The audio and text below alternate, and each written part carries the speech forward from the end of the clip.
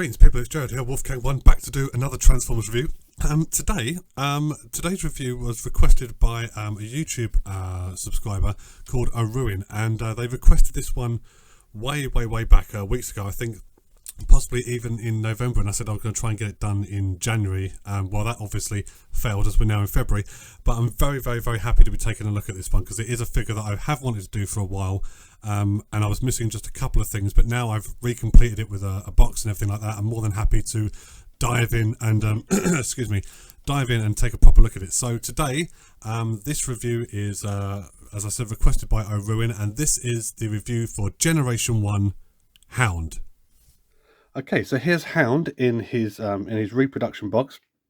I have had like sort of Hound's parts complete for quite a while, and then basically the whole reason I got this box and the box insert, as you can see there, the whole reason I got this was when the person who requested the review, O'Ruin on YouTube, asked me to do Hound's review, and I thought I'd really like to do Hound's review as close to being as a complete thing as possible. So that's when I started trawling eBay. I managed to get a really good deal on the box. Thanks for knocking the camera. Cat, go and piss off out of it. There we are. So that's when I got the box. I got the box insert, blah, blah. The only thing I haven't been able to secure, which I really was hoping I was going to be able to do it, was the instruction booklet. I just can't find one on eBay for a decent price. And if I get one from America, it's like sort of £11 plus £28 postage, which, let's face it, I'm not going to do that for a piece of paper. But the box is here, and the box inserts were reasonably priced, so I couldn't turn it down. So it's nice to actually have a boxed Hound. You know, despite the fact that the insides and the packaging and all that is reproduction, it does just totally stink of how this would have looked when it was on the shelf back in 1984. It's been faithfully recreated on the sides here, just like the transformation steps on the top. And even the battle scene on the back, which, there we are, is now in focus. Whenever my camera goes out of focus, I notice all I have to do is just tap it on the edge and it sorts its shit out. And it, you know, I can even do the tech spec thing here as well. I mean, the attention to detail on this box as well, with the exception of one box that I bought, which I will mention when I actually come to do the review. There's a spelling error on it. But apart from that, the attention to detail here is really quite incredible. It even has in the corner here, like the robot point things that you used to send away and get a mail away transformer in there. So looking at it as it looks like this, I think is absolutely fantastic. If I had the room to display all my G1s that had boxes, I would display them like this. But sadly, room is a premium, and this, as I see it, not one looks cool, and it allows me to do a more the review to which I actually kind of want to do the review, but also it's kind of handy for whenever I have to move. I don't just stick them all in a plastic box with some sheeting in it. I can individually pack them away in boxes, and the problem is then I have to find additional large boxes to put the extra boxes that I've just bought in. It's a never-ending cycle, ladies and gentlemen. I think you get the general idea, so I'm not going to bore you with it. But apart from that, yeah, I mean, that's as much as I can say about Hound in his box just here. So I think what we're going to do is we're going to open the box up, and we're going to take a look at the figure itself, I think, and we'll also show you the things that the Hound came with. Okay, so here is Hound in his army Jeep mode. I'm not entirely sure what kind of Jeep this is. If you remember the opening scene to the A-Team where that Jeep gets rolled over in an explosion, I think it's supposed to be one of those. Just your standard, like, sort of army Jeep thing. He does have rep label stickers on him, but I still call them rep labels. They're now called toy hacks, but he has rep labels on him. But these rep labels are a considerable number of years old. When I got this, it was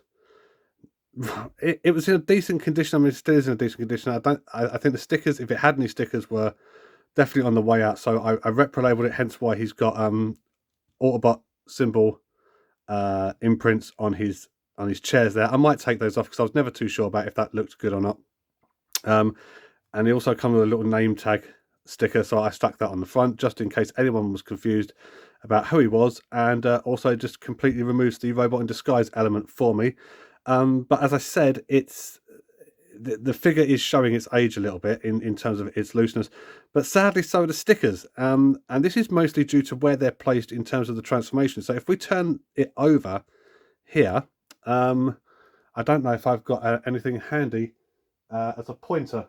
Oh no, I've got a pair of tweezers. I'll try and get a little bit closer. There we are. So these stickers here on the legs, the way they're positioned means they're coming away. I have tried sticking them down again. These ones on the bottoms here, which will form the feet, are also peeling away a little bit. And this one here is 50 Shades fucked. Okay, so I mean, I could. I thought to myself before I did the review, I could try and get a set of rep labels and completely re-sticker him again. But the problem is with that is it would have delayed the review even more. So I wanted this to be in as perfect condition as possible, and I haven't quite met that requirement. As I said, I haven't got the instruction booklet, so Ruin, this is about as good as you're going to get from me, I'm afraid, man. He comes with a whole fucking bunch of accessories. So let's look at those. He comes with this spare tire wheel thing, which is normally quite expensive to get hold of. Probably the most expensive accessory is this tiny little gas can that fits onto the back of the vehicle mode. I seem to remember getting these pretty cheap. Hold on a second, because I should have had my spreadsheet up for this, because I do love showing off, ladies and gentlemen. Let's put Hound back there for a moment so you've got something to look at while I'm talking.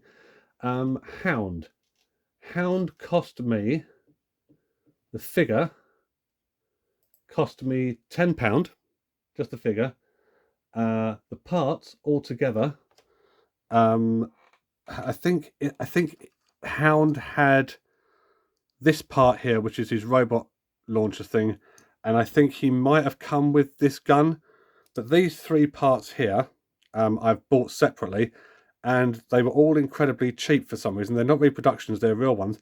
But in total, the parts cost me £15, which I know if you're talking about this sort of stuff, that's like ridiculous money. But I've seen the gas can; it can probably go for 15, 20 quid on its own. So, make of that what you will. So anyway, he's got the gas can and he's got the wheel.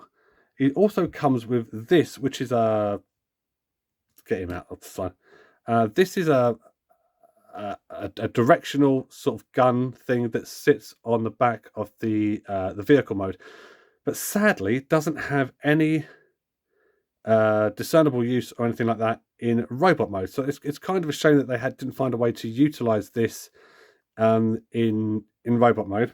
But maybe the grown-up version of that is supposed to be this rocket launcher thing, which I think, yeah, it does have a removable missile, but I've got it wedged in there pretty tight. So it would have come with a whole bunch of missiles as well. The chrome, as you can see, is starting to wear on this considerably, but this will fit onto his shoulder in robot mode. Okay, and it also comes with this handheld weapon as well, which, when you see the robot mode, is possibly the most useless of all the accessories that he comes with. One thing I always noticed about the G1 cartoon, and we talk about animation errors. Okay, now you could have there's a scene where Sideswipe is standing next to Megatron in Decepticon base because they've animated used the wrong animation fucking model in the scene, or you'll have multiple star screams when there's supposed to be different seekers, or you'll have this or that. Like the animation errors in Generation 1 cartoon are legendary. However, one thing I noticed that they always got right was the consistency in the weapons that the characters used. So, for example, Prowl, Blue Streak, and Smokescreen would always use their signature weapon in the cartoon, and their signature weapon looked exactly like the toy weapons. Optimus Prime was the same. Jazz was the same. I'm sure there's a few others that I'm like sort of not including in this, but as a general rule, when a Transformer had a I've lost my train of thought. When a Transformer had a weapon in the show, it was basically animated, so it was the same as the toy. This one, on the other hand, bears no resemblance to Hound's primary handheld weapon in the cartoon at all. He's the only one I can think of off the top of my head where that doesn't fit. Even Sideswipe's fucking gun in Generation 1 cartoon and Red Alert's, was the same as their toys. It was really weird how they managed to make that consistent and yet fuck up everything else about the animation, but there we are. So if we start putting some of the accessories on Hound, so the wheel will go on this little peg here. The gas can goes next to it in this port just here. Yeah, I'll tell you what, if I show it on camera, that would be really fucking handy, wouldn't it? If I did that. If I did that, there we go. And this thing here will sit in the back. Now, sadly, this gun here is loose as all fuck. So I don't know what's particularly gone wrong there, but yeah, that's one of the reasons why if I have ever displayed Hound in alt mode, I've never used this gun because yeah. Don't try turning it around. Don't try doing anything with it. It will just do that. But if you keep it just like this, then it looks fucking lovely. Hound is supposed to have 2 wing mirrors that sit just here, but sadly, when I bought this, they were both snapped, and the windshield has always been. Actually, this is weirdly enough the stiffest I've seen it in a while, but normally my one's quite loose. The chairs are quite loose. This is quite old now. Okay, so you can forgive it if, look, you can see the back isn't sitting as well as it should do, except now that it is. Don't fuck me about, you piece of shit. See, the one side particularly likes to drop more than the other. Look, you can see there's no tension, there's no grip there at all. Let's take off these parts here, right? And let's just talk about the actual figure. I love the colours. I'm a bit annoyed that the rep label stickers I've got for it are already on the way out, so I might have to do something about that. But I'm a little bit confused as to exactly what I've got sitting in front of me, ladies and gentlemen, because Hound was available as one of the as part of the other accessories, as part of the instruction booklet, tech spec decoder, and obviously the product sheet. Okay, let's look at the product sheet like we do with all the 1984s. Hound was available as, there he is, see right there, fuck off. Hound was available as one of the 1984 grown-up Autobots, if you will. If you imagine the mini bots of the kids, these are the grown-ups, and Hound is actually the smallest robot of all the of all this lot. Yeah, whoever this lot is. So he's the smallest one. But as I said, I'm not entirely sure what I've got. He was available through 1984. I'm pretty fucking sure he was available in 1985. And I'm not sure if I've got a product sheet ready for 1986. That's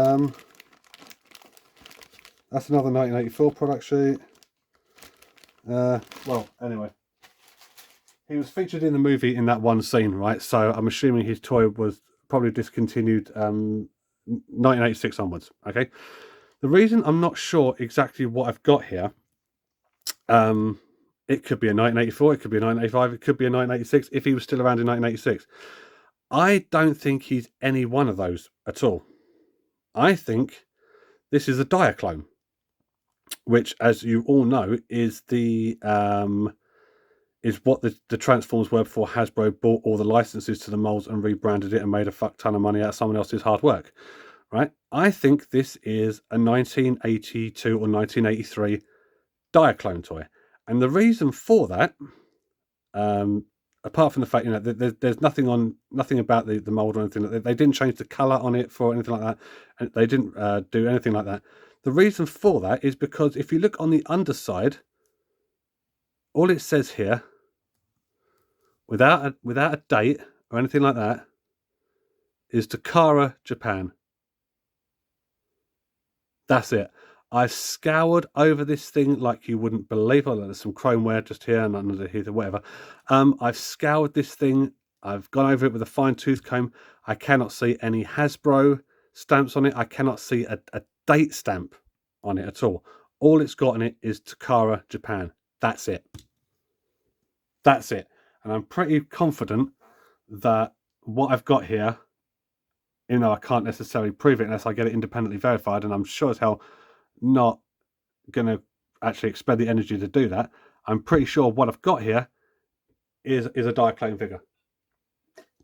A Diaclone figure that I paid £10 for. So, you know, Weasel strikes again. So that's his Auto mode. It's a Jeep. It's really detailed. It's lovely, like the little engine block and everything like that. It's wonderfully detailed. Put a little silver Autobot logo on there. Yeah, I might swap these stickers out and get them refreshed actually, because these ones here, I personally would not have put them so they have to bend over the side. Maybe center them more. This one's fucking fallen off completely. Yeah, this one's going to get a replayable sticker job at some point, because I try to keep them in as good condition as possible, and it's pissing me off the more I look at it, quite frankly.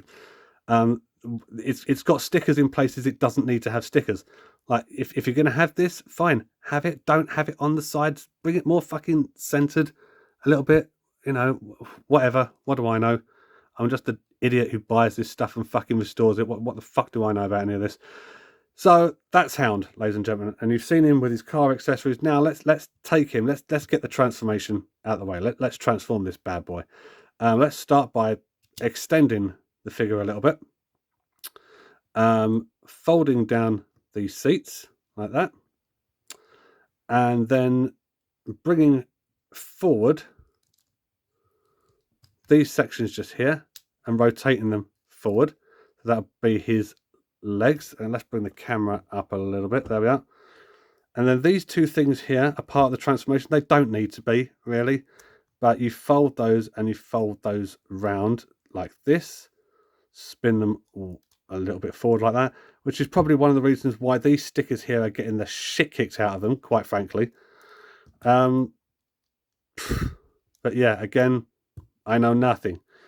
And now we're up to like the top half section. I mean, bear in mind the G1 transformations were never difficult, but this is a little bit awkward. So you need to bring the wheel assembly down, okay, on both sides, and these are always stiff. It always feels like I'm going to break them. And then you need to free up this section here, which is the arm, like that, and then wiggle it out. This little section here needs to wiggle out. In order to do that, when you bring the whole chest section forward, it automatically pops up the head like that. Okay, so this little section stays down. Here's windshield. Bring these sections all the way to the back, and then try and wiggle out the arms as you do so. But it's not an easy process, because I don't know if it's so old or whether or not this hasn't been transformed that many times in its lifetime. But this little part here is always the part that fucking gets me. You need to get the wheels. These chairs as well keep fucking falling back. This isn't turning out to be a very good review, ladies and gentlemen. Basically trying to wiggle the arm out so this entire shoulder assembly comes out a little bit. And when I say a little bit, you'll see what I mean. Right, let's try again. Let's do that. No, that won't fucking move. Come on. There we go. Right. Okay. So that's the trick. Bring that wheel assembly down a little bit to there. Slide the arm out. Bring the wheel assemblies all the way to the back, and that's there, ladies and gentlemen, with his arms fully extended, is Hound in robot mode. And he doesn't look like much, really. He doesn't look like much, but what an awesome, wonderful little fucking toy he is. Again, shortest Autobot in robot mode, apart from the mini-bots, of like the grown-up Transformers. He's the shortest by a country mile. He's, you know, maybe his stickers make him look a little bit something more than what he is. He's not really that special, but fucking hell spells if he isn't absolutely fucking awesome despite that. No neck to speak of, but I will try and get a close-up shot of his head. You know, some, you know, decent sculpting on the head there. Just a little bit further of a pop-up. There we go. You can see his chin now. How wonderful. The attention to detail on that is absolutely, absolutely incredible. Articulation wise, nah, absolutely not. Now let's give him his robot weaponry, because he needs his robot weaponry. So we will put this. It will go on either one of these two sides here. If I bring that forward, you can see there's a little gap there where the corresponding thing will slot into. So we'll put it on this shoulder here, as I think that's supposed to be the correct one for the character. Okay. And here's now his most useless weapon, which is this gun. And we fuck off. And we will put this gun in this hand, okay? Just to better demonstrate what I'm talking about. Now, it's a detailed little rifle. It really is. You can't take that away from him. The problem is, because his arms are so stubby and short, and because these shoulder sections don't come out any more than there, the most he can do is bring his rifle up to there. Now, unless he's shooting chickens for a living, right? He is fundamentally fucking useless. I thought I was doing something when I first transformed this, and I appreciate I'm a wanker, right? I thought I was doing something wrong. Why can't I get the arms out fully? Why can't I blah, blah, blah? And then I checked it over, and then it turns out, no, that is as far as the arms will go, which means he cannot get that weapon any further because of these things here. I don't know, even if these things were able to fold away or tuck under, I know I'm asking a lot from a toy that's nearly 40 years old. It won't obviously have the same design things, but I cannot get it any further than that because it's not designed to go any further than that, which, as much as Hound is a wonderfully detailed, wonderful, funky little fucking toy, he's funky as fuck, ladies and gentlemen, the fact that he can't raise his signature weapon any further than that should mean that if he didn't have that rocket launcher, he would be as dead as fuck in about as much time as it takes me to say dead as fuck, right? Because if you're on a battlefield, you need people who are able to raise their weapons. This, on the other hand, is a severe disadvantage. That's all I'm going to say. It's a severe disadvantage. So, all in all, it kind of lets the figure down a little bit. The fact that he's got these tiny little stumpy arms that, if he wasn't holding his weapon, he could bring his arms up to there. But then again, you can't do anything with that either. So if these were able to like pop out a little more, then that would be awesome. But because he can't, that kind of makes that part of the transformation process totally useless because his arms are technically still under his shoulder tit things, whatever these are, and he can't raise his weapon any more than that.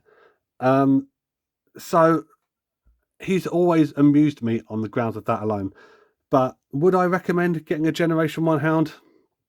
Well, yeah. I mean, look at him. He's sweet as fuck. He's. I mean, the colours are transcribing totally different on the camera to what I'm seeing. He's more of a puke pea green, as opposed to like the dark British racing green that you're seeing here. He's more of a military green, but he is, despite the fact that he can't do anything, he can't raise his weapon. He's wearing fucking the Cybertronian equivalent of fucking Dr. Martin boots, right? Like sort of proper, like, I don't know, like skinhead head stomper boots or whatever the case may be. Despite that, the fact he's got no articulation, he's got almost nothing going for him because he can't move, he can't raise his weapon. I think he's absolutely fucking fantastic, and I can't tell you for the life of me why. Because if you're unlucky enough to have to pick up his accessories like this and they're costing you 20-25 quid a go, then technically Hound isn't worth paying the money to restore. But because I'm such a weaselly bastard, I bought him for £10. The box was a tenner. The parts were 15 quid. I basically spent about 35 quid restoring him. Maybe 40 quid if you take into account the stickers, which I'm going to have to buy again. And a Generation 1 Hound to try and recomplete him and do everything is obviously going to be much more than that. I cannot honestly tell you what it is about him that I love so much, other than the fact he exists. And it's nothing about him works. Stumpy arms, massive feet, strange legs, no neck, a bit of a slightly bemused, but I'm happy to get along with my day sort of look on his face. you know, nothing about this should be exciting at all. If he had his wing mirrors, actually, I think that would be pretty cool, but he doesn't, so I couldn't give a fuck. There's nothing about this toy at all which should, be enjoyable at all, but he is a joy just to have and look at. So yeah, that's my review. If you want one, go out and get one. If you don't, then don't. Weirdly enough, he's nearly 40 years old. He's still in better condition than my fucking masterpiece Hound that broke the first fucking time I tried transforming it because of someone's brilliant idea of putting insanely thin plastic hinges on part of the transformation which weren't designed to fucking handle anything like rotation or movement. So fuck you, whoever it was at Takara who designed that one. But also a sort of a knowing, telling fuck you to whoever designed this, because look, it's like if I'm Optimus Prime and I'm going into battle against the Decepticons, this is not the guy I'm calling on for reinforcements. Ready weapons? Yeah, about that. Yeah, there we are. Ladies and gentlemen, that is Generation 1 Hound. I'm very, very pleased to have done this review for Overin. I'm very, very pleased to have been able to restore him to the condition in which he is, box and everything like that. I do hope you enjoyed this review. Please leave me a comment. Give the video a like. Give my channel a like. Give it a sub, because I am desperately trying to build up more of an audience here. Rate, comment, subscribe, hit that like button, help the channel grow. Do all those things that the big channels tell you to do when they don't need you to do it because they've got fucking hundreds of thousands of subscribers. But how about thinking of helping out the little guy? And also, speaking of helping out the little guy, Soundwave SG1, Tony is looking to build up his subscriber count as well, because he's got plans for his channel and he'd like to get a little bit further along. So if you haven't checked out Soundwave SG1's channel, then I recommend you do so. He's got some good shit going on there. He's got reviews, he's got the Eagle Moss Star Trek collection models, and a whole bunch of stuff going on. So do check him out. Also, just for people who are aware, I sat down last night and I took part in a conversation with George, Exaggerated Allergy, on the Strange Playground series about the Haunting of Hill House. So that'll be up on his channel in the next couple of weeks, so look out for that as well. Until we see each other again, ladies and gentlemen, thank you very much for watching this review, and take care.